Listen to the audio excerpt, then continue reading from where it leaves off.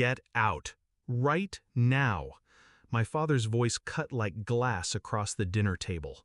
The chandelier above threw cold light on his face, jaw clenched, eyes empty.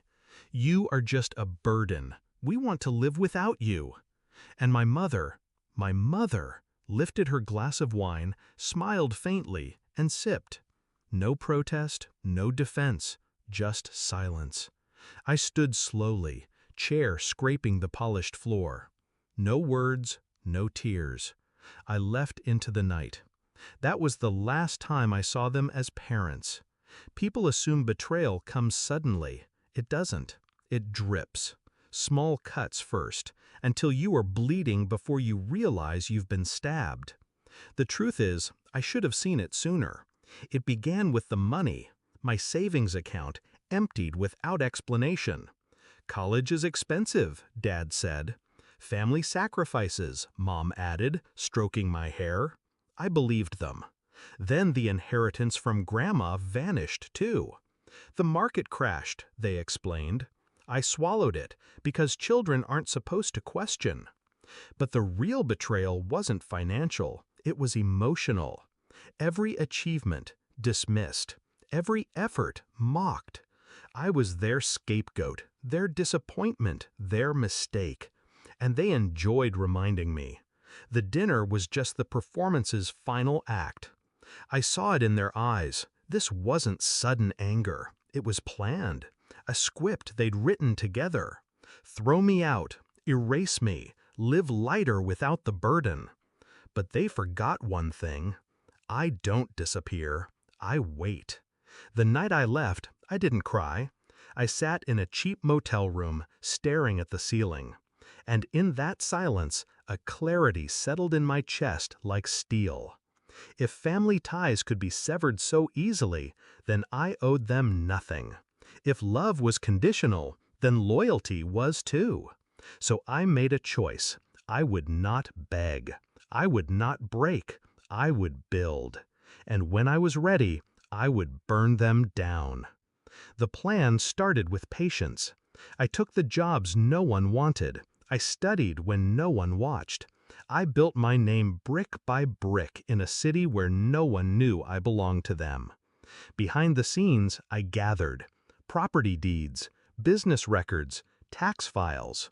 Turns out their perfect life was built on fraud. Shell companies, embezzled funds, loans taken in my name. They hadn't just stolen from me, they had built their empire on my identity. And that was the rope they'd hang themselves with. I contacted the right people, not with rage, but with evidence. Auditors, investigators, prosecutors. One quiet email at a time, one signed affidavit, one sealed envelope. Every piece was deliberate, every move invisible. They laughed at dinner tables, hosted parties, toasted their success. And I watched from the shadows, tightening the noose. 1 week later, the call came. I was in my office when a colleague walked in, phone in hand. "Did you hear? Your parents are in big trouble." I didn't flinch, didn't smile, didn't even look surprised. I just said, calmly, "I know." Because I had written the script this time. The downfall wasn't loud, it was surgical. Their assets froze first, accounts drained by the state. Then came the headlines. Local couple charged in multi-million fraud scheme. Their friends vanished overnight. Their names dragged through every courtroom and every paper. And then, the final blow. The loans. The ones in my name.